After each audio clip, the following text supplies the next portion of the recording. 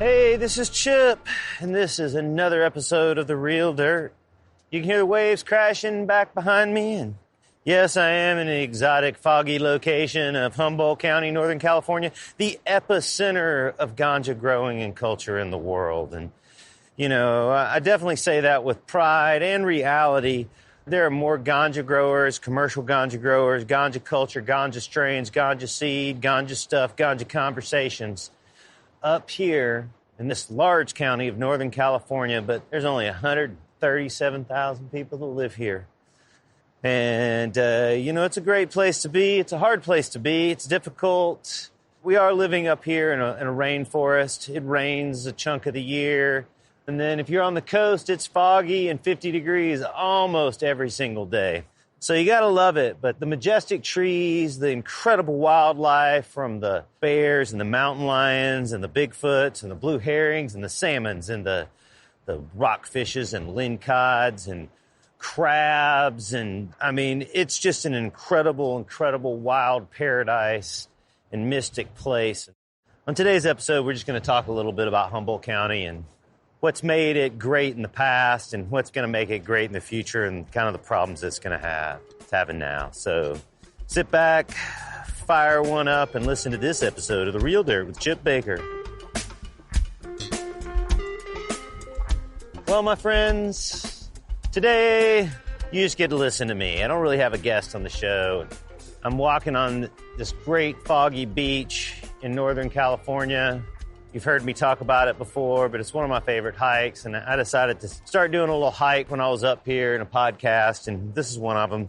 They might not be quite released in order, but, you know, Humboldt County is an incredible place, and it gets a lot of poo-poo from people out there in the cannabis industry. You know, my good friends in Colorado and Ohio and Washington and Oregon, they all want to believe, and rightly so, that they grow the best weed and have the best weed, and they personally may. However, since the 1970s, Humboldt County has been the number one commercial production in all of the U.S., and definitely in California. Now, there were numerous indoor grows, numerous outdoor grows throughout the country from the 70s on till today. But commercial cannabis has been alive and well here, where in Portland or Seattle or Colorado or even Southern California, it's a relatively new commercial business to all of those places. Many of those places have legal cannabis now. Southern California is quasi-legal cannabis. They're going into legal regulation, but it's not quite there yet. But places like Denver and Seattle, they had a marginal cannabis economy. I'm just going to pick a year out here. I'd say about 2009, right? It was growing then, but a marginal economy. And I can say this because I'm also involved in the hydroponics business, selling equipment to growers throughout the country and the world, Cultivate Colorado. And I've seen how it has scaled throughout the country. And I actually moved to Colorado in 2009 to start up Cultivate Colorado because of the growing opportunities there. And in California, I'd already seen it happen, and I'd founded the company Royal Gold and Humboldt Flower Products and made a ton of other stuff. And had seen it kind of happen in California and in Humboldt specifically, and saw it was breaking in Colorado. So, you know, we went to Colorado in 2009, and even in 2009, the economy of cannabis there in Colorado, there was nothing really going on. Not compared to, you know, any community in Northern California, but especially in Humboldt County. Colorado, they legalized cannabis, and people really just accepted it overnight. It was kind of amazing. I mean, it went gangbusters. You know, just incredible business in the hydroponic industry, incredible business in the real estate industry. If you're buying and selling real estate warehousing for cannabis grows, man, those are probably your best years ever. And, you know, it's like selling equipment, no lie. I mean, you know, we've grown 10 times since we started out in 2008, and probably even more than 10 times, probably like 100 times since 2008. But the economy really grew. And even still, when I talk to people today that are in Northern California or now in Southern California, the hydroponic business, we talk about the volume of sales, and Colorado gets a lot of conversation. When we talk about the volumes, it's like it's small, and California is a much larger population, and that absolutely has something to do with it. Colorado, Oregon, Washington, they're all about the same size in population. So this is about Humboldt, how big it is here and how big it's been and what's going to happen here in the future. So this is how big it has been in Humboldt, is in 2012, there was a widely circulated study that was done by the Department of Justice that decided that there was 13,000 commercial grows, and these are outdoor grows, in Humboldt County. 13,000 in 2012. Being in the hydroponic business and the soil business there in Humboldt at the time, I can attest to that. May have been the number of commercial grows, but I believe they called a commercial grow anything with more than 2 greenhouses. At the time, a standard greenhouse was 2,000 to 3,000 square feet. So their commercial, standard was 4,000 to 6,000 square feet of cannabis was a commercial grow. And by their numbers, you just want to use their numbers, let's just say 5,000 square feet, times 13,000. Well, you're talking 650,000 square feet. That's a lot, man. It's tripled since then. Absolutely. On the ground. It tripled since then.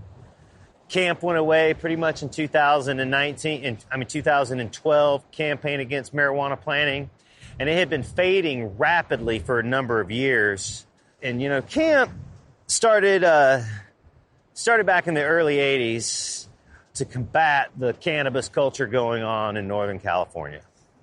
Ronnie Reagan, war on drugs, that all really affected it up here. This was the war zone for the war on drugs.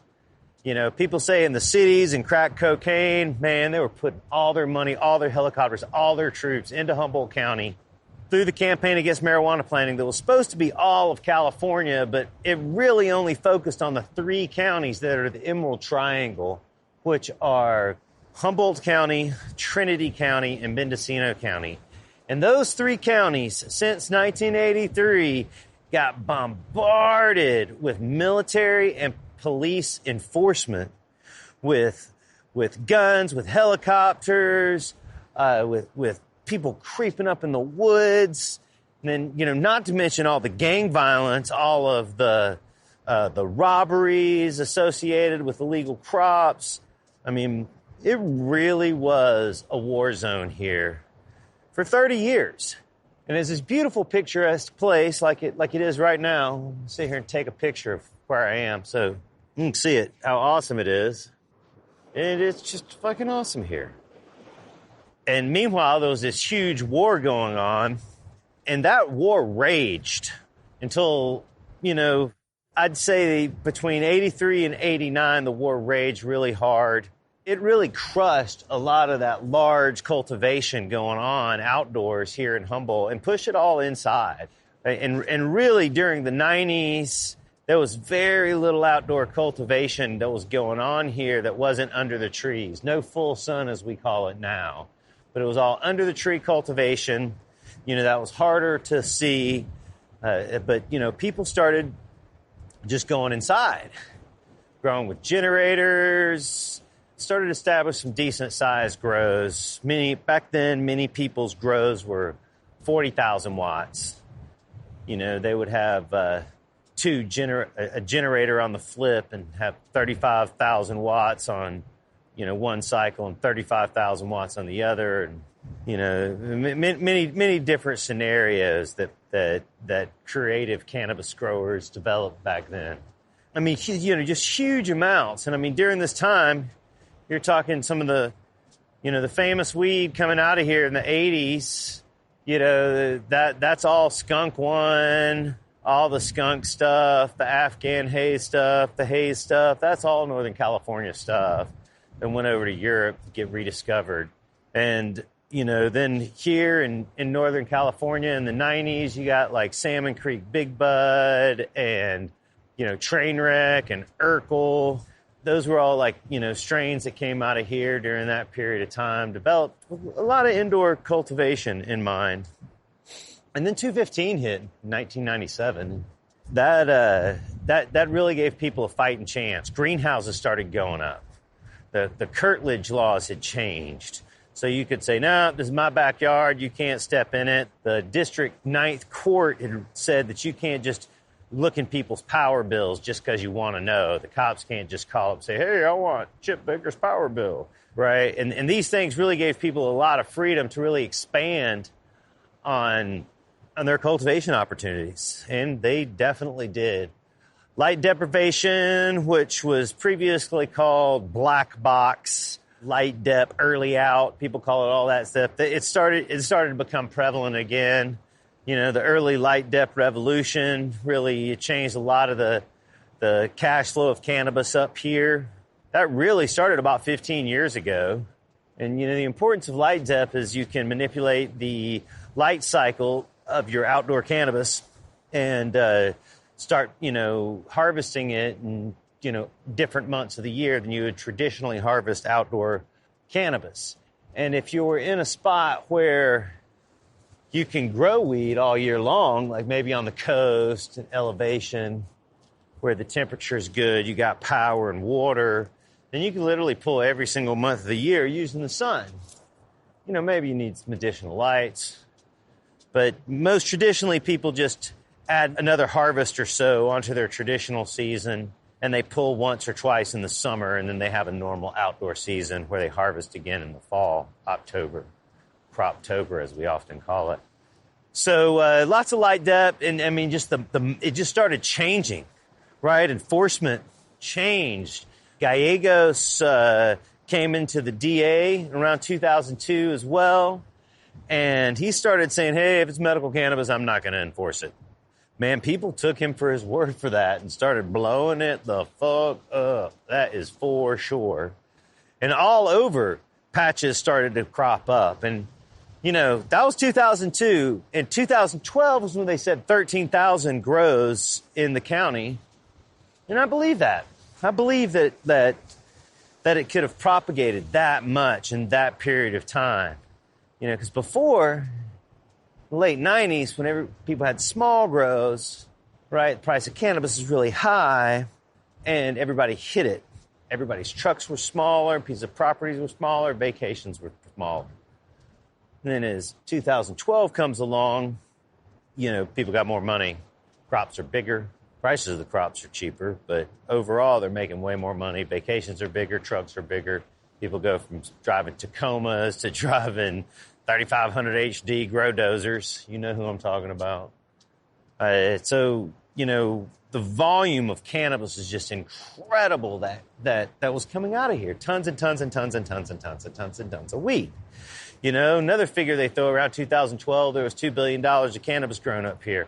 Then Humboldt County outdoor alone, man, that's another figure that I don't think is too far off. The amount of cannabis here is incredible, and it really has supported these communities, because you're just talking these small communities that are on the bay in Humboldt, and then some inland small towns of like 200-300 people. The biggest town here is like 15,000 people. And when I mean it supported it in harvest season, just like last year, a year before, just hundreds and hundreds and hundreds of people filling the streets looking for harvest and trim jobs. And, all the hotels and, full up. And I mean, it's a really incredible, amount of people that come up here during harvest season to trim and weed and to finish growing weed and to buy weed. It's really supplemented the economy, and the cash money that people get from growing ganja, they just spend it like it's a faucet, especially in this type of community where there's nothing much to do. So, you got your shoebox full of money and buy whatever you want at the grocery store. You buy whatever you want at the grow store. You buy whatever you want at the sporting goods store. You buy whatever you want at the trinket store. And It's been good for the local economy. And, it's also been good for local charities. Another great statistic about Humboldt is how much people here give away. There's more donated here to charity than one would think, and proportionally so much larger than almost any place in the U.S. and definitely in any place this size. I mean, it's incredible. How much people give to schools, how much people give to their local charities. Like, they are generous, and partially it's because they have cash. They're like, hey, let's go give a shoebox full of cash to the radio station, K-Mud. Yeah, K-Mud. Right? Pardon me, I'm going to fire one up. Oh, yeah. Sage OG. One of my favorite weeds these days. It's super up, 22% THC. Now, people say that's not a lot, but I think that's a real rating. You probably get a rating of up to 30% on it with a dubious lab. But there's no CBD in it. And wow, man, it's just super up cannabis. I love it. So my point is, there's a huge economy that's been growing on up here. Huge billion-dollar economy. And in other places, they haven't had that scale of economy. They've had an economy, but this is the only place in the world that ganja grows like this. There will be other places like it. In Southern Oregon, absolutely, it's happening there. But they're just starting to catch up, man. So legalization's come along, stuff people fought for, brothers and sisters locked down in jail today over cannabis stuff. And we got the man beating people up and killing people every day, stealing their stuff every day over cannabis laws. And now it's supposedly legal here in California. Needed to be forever. And everybody's excited about this. Well, many people are excited about it. But, the reality is this, is that 2/3 of the people up here in cannabis land in Humboldt, they're going to have a really hard time continuing their activities. If you're not involved in the legal cannabis system, and Chip's prediction that by September 30th, 2018, there's only going to be about 600 issued licenses here in Humboldt, which previously had 13,000. We're going to go off that 2012 number. 13,000 grows, 650,000 square feet of potential grow area, reduced to much smaller. Now, I'm really bad with math, so I'm walking down the beach. I don't know if that math's correct or anything, but it's you can do it. It's there. 600 farms, going to be 600 legal farms. They're absolutely pushing out the private market farms. People say, oh, private market's here to stay, but man, I don't know. Now they've got these zoning letters where if they know you're growing cannabis, they can send you a letter and say, hey, you haven't complied. You don't have a license.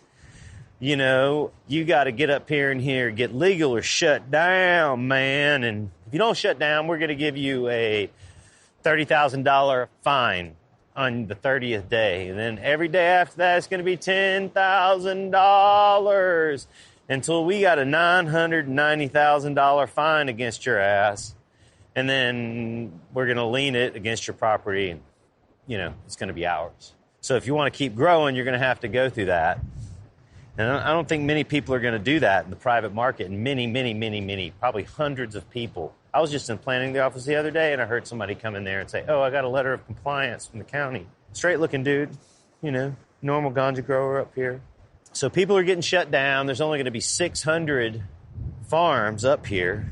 The new compliance for 2.0 compliance is a joke, and it is going to be next to impossible for anyone to get a license. Next to impossible for anyone to get a license in 2.0. You're going to be able to do it, but it is going to cost way more money, way more cash than it has cost in this previous phase.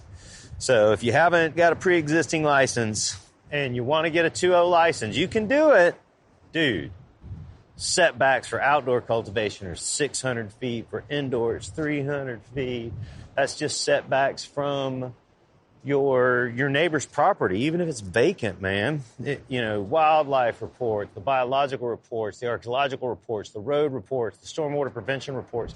Like, it's going to be expensive, and it's not that people can't do it, but it's not like agriculture should be, where you can just,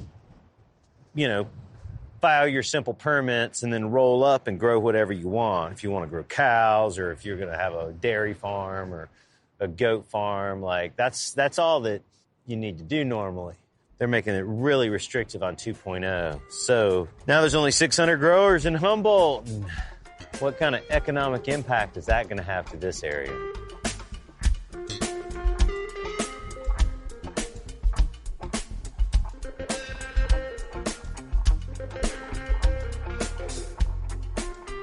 All right, back from a little break. Hiking on the beach can be difficult.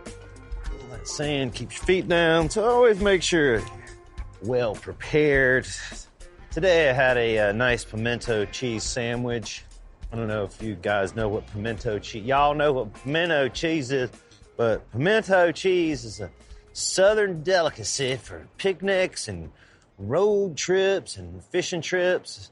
I myself have eaten hundreds of thousands of pimento cheese sandwiches over time, and I'm going to give you my mama's recipe. This is Chip's mama's recipe for pimento cheese. If you're out there listening, I know several of my friends, Jake and Ryan, you guys might be listening. Here's what you need.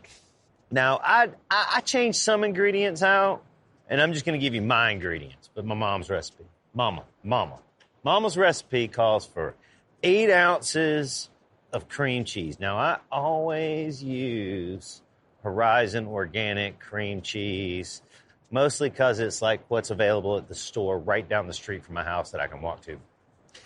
And then you want to use sharp cheddar cheese. You're going to need 16 ounces. That's a full pound for you ganja people out there, 16 ounces of cheddar cheese.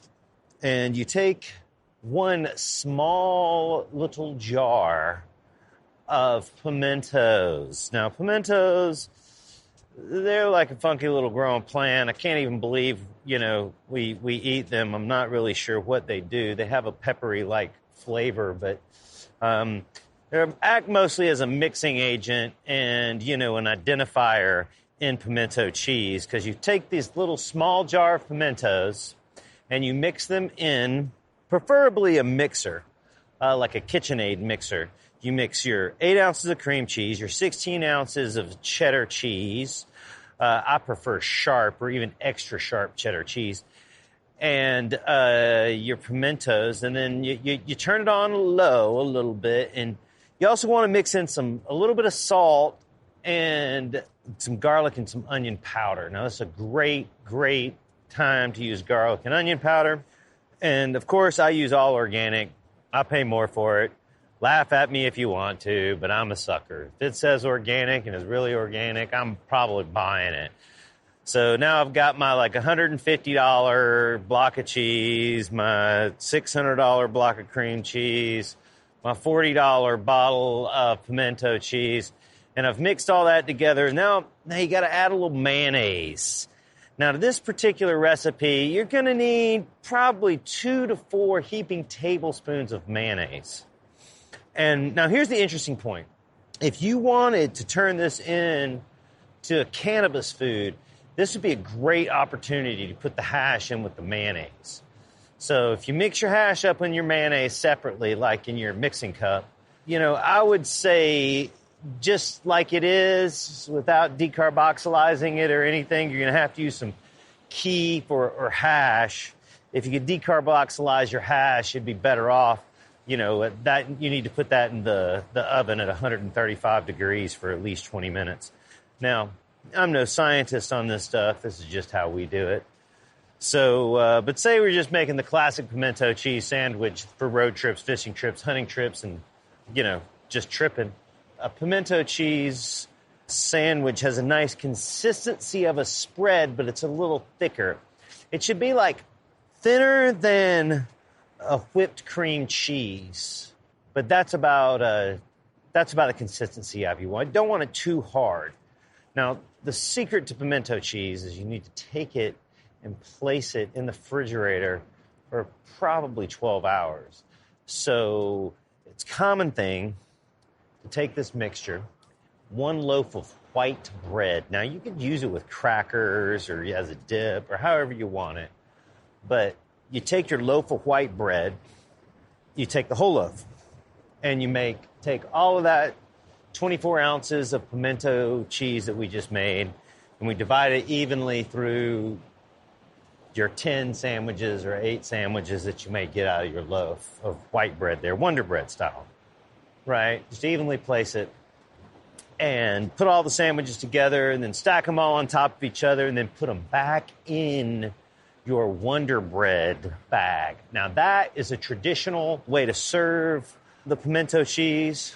And wow, you'll look like country for show, man. If you roll up to the party, to the campsite, you got a loaf of what looks like a Wonder Bread, and you break out some pimento cheese.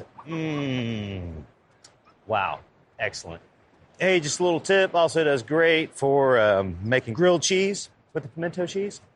And if you have any leftover from your picnic or your camping trip or you're tripping out, that's what you should do with them. So I digress. We're here talking about Humboldt County and the economic impact legalization is going to bring to it. So I was doing my math wrong, and I'm just going to let you know. I did my math wrong. You're going to have to check some of those numbers we just spoke about. But it's all to scale. It's all proportional. So now we have 600, my prediction, farms. Maybe there's more, maybe there's less, to provide what the government says is 45 million people. What Chip says is more like 60 million people in the state of California. And then the hundreds of millions of people that visit the state every single year. Humboldt County has received 20% of the licensing in the whole state. Santa Barbara, they've received the other 20%, Santa Barbara County. And most of that product's going over there is for extract. A lot of product over here is also extract and oil as well. Lots of product.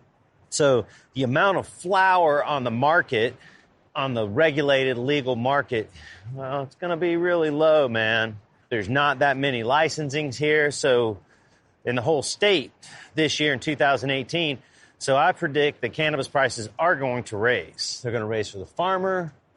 They're going to raise for the middleman, probably going to raise for the consumer a little bit. Now, let's hope this all gets proportional, because in the past it hasn't been proportional. The farmer ate shit and got paid the least amount, and the consumer, they've been paying $50 an eighth for 25 years, 30 years, 40 years even. So, there needs to be some change somewhere along the lines. I honestly think that $40 an eighth, $200 an ounce is a consumable rate for most people. And it's worth that, right? When it gets all the way to the retail area, a retail person. I mean, growing it, you're not going to get paid $200 an ounce. But you need to get paid a chunk of that. And especially indoors. Indoor cannabis is going to be very expensive this year. There's very few legal indoor cannabis operations on the market. The price of cannabis is already higher here than it has been in years for indoor cannabis. Indoor cannabis, I've seen it as much as $2,700 and $3,000 for indoor cannabis wholesale here in California. So it is more expensive to grow here. It's very inexpensive to grow in places like Washington and Colorado and Oregon. So, rightly, it has to be more expensive. I'm just saying, supply and demand. There's millions and millions and millions and millions of sets of lungs here in California that are ready to chief out at any given moment. And 50% of it is flower. So 50% of the market is going to be concentrate. But, man, that's the other 50% is going to be flower. So you're talking millions and millions and millions and millions of pounds. And, you can look at any of the analytics from Oregon or Washington or Colorado where they have 3 million, 4 million people and just multiply it by 12. And that's going to be California. That's going to be conservative California because, man, California, they know how to party and people smoke weed here like no place else. And just the volume consumed here is just incredible. So I believe it's going to be bigger than people think, but it's going to have some problems, man, along the way. So there's going to be all this money. Matt Bickle, one of my great friends and previous guests, said to me that at any revolution, there are going to be people that win it and there are going to be people that lose it. And there are going to be people that win the power and lose the power. And they're going to be people that take the fortunes. They're going to be people that lose the fortunes. And there's going to be a transition of wealth for sure within this new economy. And I'm not quite sure where it's going, but I'm telling you, the shop and merchants of Humboldt County in Northern California, they're going to take a huge hit.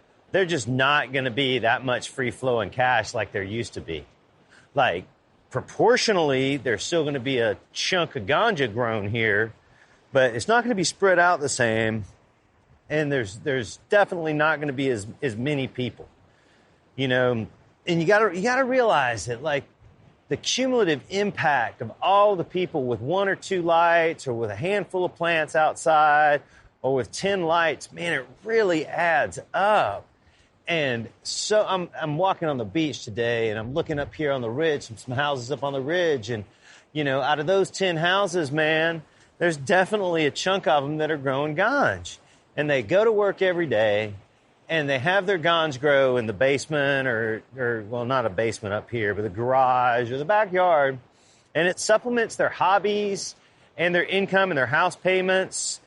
And, man, that's going to go away, right? There are going to be fewer brokers that are coming up here looking for cannabis. You know, they can't sell it into the dispensaries any longer. You know, not backpack sales. It has to be legally regulated sales, grower to distributor to dispensary, right? So there can't be any backpack sales, any backdoor sales like there have been since 1997 when medical cannabis was legalized here in California. All those people are going away, right? And we already saw it happen in Colorado. Like, I had a store in Wheat Ridge, Colorado, and it was full of these big homes. There were, you know, people like right out of school, first college, like rentals even over there. And they were all growing it up, man. It was a great store. And then legalization came along, and people, that community, Wheat Ridge, they didn't really allow it, medical cannabis. And you stopped being able to sell medical cannabis or cannabis. So people just stopped growing in the neighborhoods, that neighborhood. And I actually shut that store down and moved to another area where it was commercial, big commercial growers. So those are the second guys that went. So first guys are going to go out pretty quick. Unless you just want to grow ganja, you're going to fall out real quick, right? There's going to be next to no economy anymore unless you got some homies you sell buds to, or unless you're, like, you know, shipping it across the U.S. or something, as most people do. You're going to be growing it for your own, which isn't that many people as much as I promote it, right? You know, we help people that cultivate Colorado grow their own. Our motto is come grow with us, you know, and we want you to have successful gardens of all types, Small people going away. Medium-sized people, they're going to run it for a minute, but then they're going to get shut down. And the way they're shutting the medium-sized people down, you know, and the private market cannabis tiers are by using zoning restrictions and business licensings. Like, hey, you're not zoned for this. You're not licensed for this. You know, we're going to have to, you know, lien your property, kick you out, bust in your door. And, you know, that little bit of fear just keeps, you know, that medium-sized group of people from doing it. Those people that have a warehouse or a grow room in the back of their house, they built a shed, or, you know, they've got a 10 or a 20 or a 30 light operation. Like, you know, they're going to get shut down next, if not immediately. They're going to get shut down by the government. The, like, small people, they're just going to get shut down by the action of it all. It's like, oh, man, well, fuck. Weed's so cheap, why should I grow weed, right? It's all a marginal thing for them, and some of them love it and will keep doing it, but not the most of them. Most people are just in it for the money. A little extra money, there's nothing wrong with that. You know, a little extra money that helps you through. You got your 9-to-5er, and God damn, dude, sometimes that ain't enough, so you got to have another job. And so those people I'm worried about up here. The shopkeepers I'm worried about, because the cumulative impact of all the people that aren't growing or don't have the cannabis dollars to come and support them.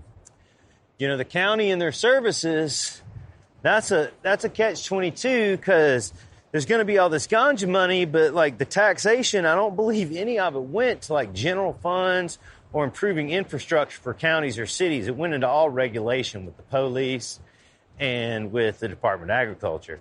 So I'm not sure, like, you know, how the cannabis dollars are going to trickle down for the community unless they put individual taxation on those cannabis sold. So I'm sure that's going to help.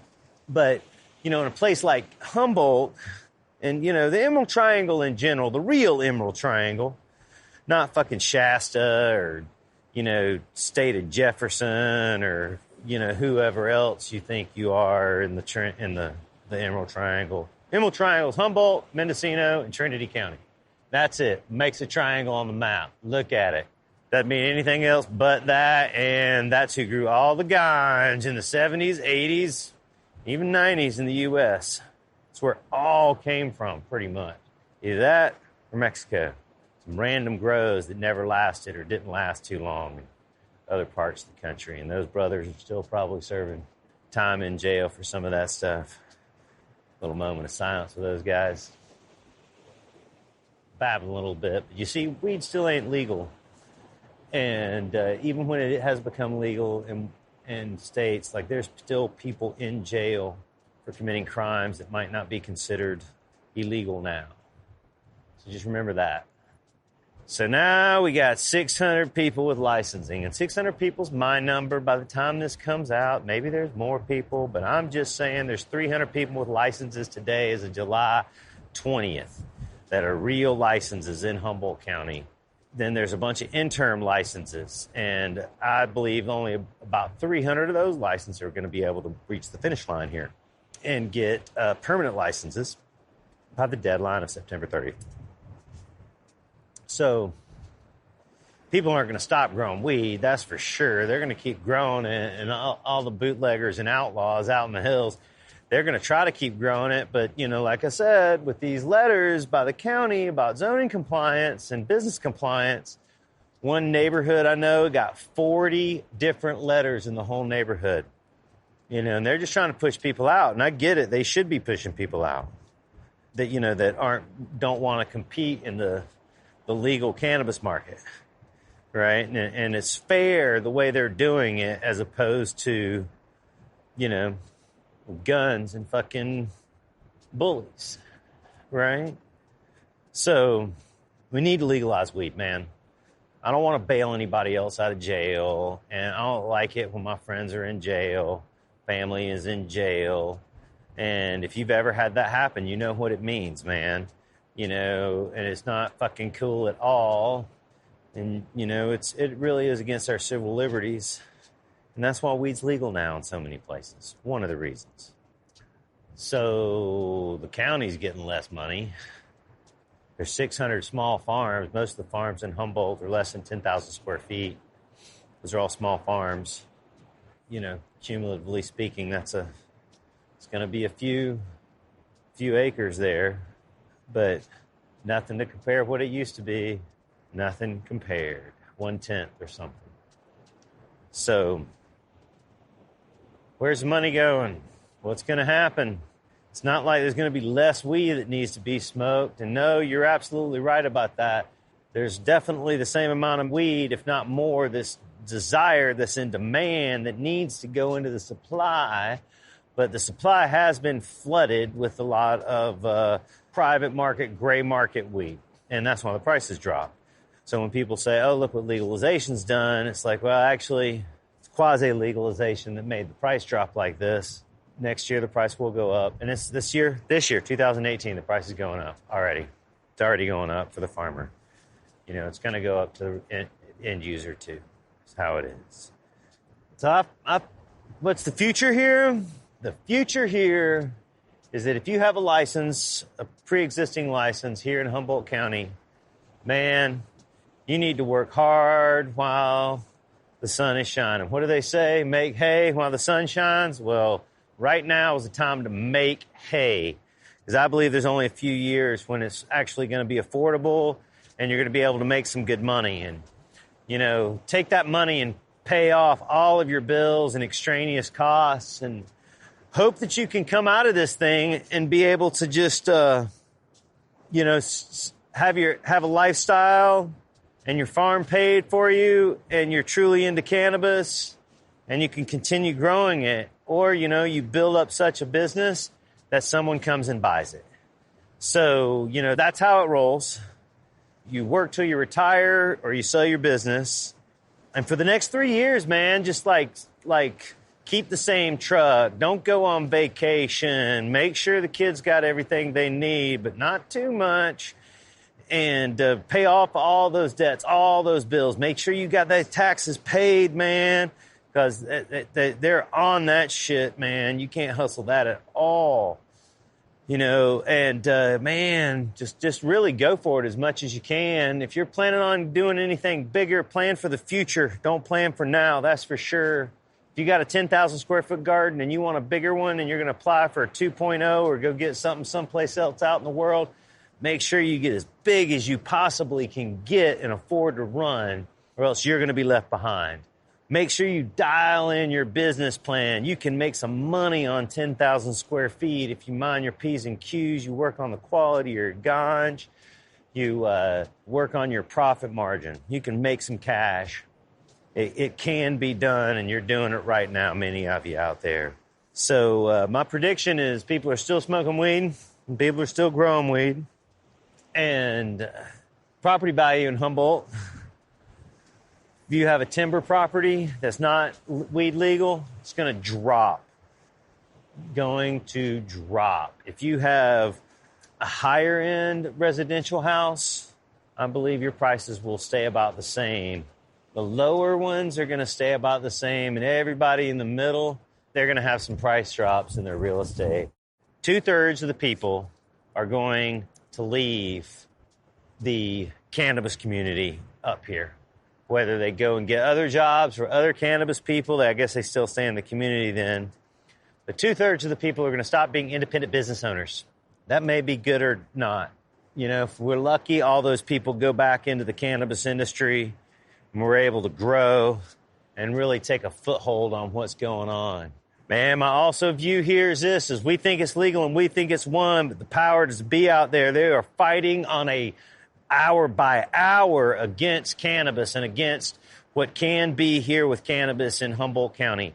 And the planning department, the building department, and environmental groups, Humboldt Baykeepers, watershed protection people, neighborhood groups, they are all out and pissed that we won. And they are going to try every way to regulate us. So while we're trying to comply with your new regulations, you've got like your new application going, man, all those other guys, they're out against you and are out making laws that don't benefit you, right? Because there's very little input from people who actually know what's going on in the cannabis industry into what's happening. And there's way more people who just are pissed about it. And they're comps and they're so-called quasi-environmental groups. They're the other powers, the school boards that just don't like cannabis and don't see its beauty and don't see its power as a plant, are scared of the mind-awakening, potential of THC and CBD and cannabinoids. And those guys are against us. They are fighting actively against us, and we don't see it, and we need to be aware of it. This new 2.0 designation by the county is absolutely part of that, with their setbacks, with their environmental requirements. And I'm an environmentalist, man, but a little bit goes too far. If you can perform a commercial logging operation on a piece of property, then you should be able to grow 10,000 square feet of ganja. Hands down. If you come into any commercial logging operation, you see all the exotic invasive species that have inhabited the land and how the landscape's been changed and the plants and the animals have changed. If you've ever seen that, then, man, that any regulations that they're talking on cannabis in this manner is unjustified, is heavily handed. We have to really pay attention. You're going to have to call your representatives. You're going to have to talk to people. You're going to have to talk to your neighbors. You're going to have to bond with your neighbors. You're going to have to find out who else has licensing in your neighborhood and get together, because there's other people in your neighborhood that are pissed that you got a license and are going to actively try to cause as much problems for you to do business as they can. And you might think I'm paranoid. One of my attorneys, Josh Koppel, he thinks I'm a little paranoid. But I just see it, man. Like, we won, and now they're pissed about it. And we don't make the laws. They do. So we got to get in there and put our 2 cents in. Be like Ron Edwards down there in Mendocino County, man. He is down at as many Board of Supervisors meetings as he can so he can make sure that he's going to have a sustainable business for years to come in the cannabis industry. Ron's working hard to be able to do that. And we're all going to have to get together, like with Hezekiah Allen. Man, you know, he's doing a lot of great work to help the small farmer, but, you know, he's struggling. You know, it's a big fight there. You know, we all have to donate to those organizations, and we have to be a part of them. We have to talk to other people about what's happening. So there it is, man. That was this episode of The Real Dirt. I hope you like this episode. I know it's just me walking on the beach, stoned on ganja food, talking about Humboldt County economics, doing bad math, but I enjoyed myself. And, you know, I'm glad I'm out here and there's nobody around because I really do look like I'm just talking to myself. So this episode, you can download this episode and others at therealdirt.com or The Real Dirt podcast on iTunes. Please subscribe onto iTunes, Real Dirt Podcast. And look for some other stuff we got coming up. Just a little hint, I got a book coming out soon. So if you're interested in thriller, drug crime novels, then check it out. I'll let you know more about that later. All right, well, I'm going to enjoy the rest of this hike. I got another mile or so to go. Fog's getting thick. I better fire one up and smoke out the beach. Real Dirt.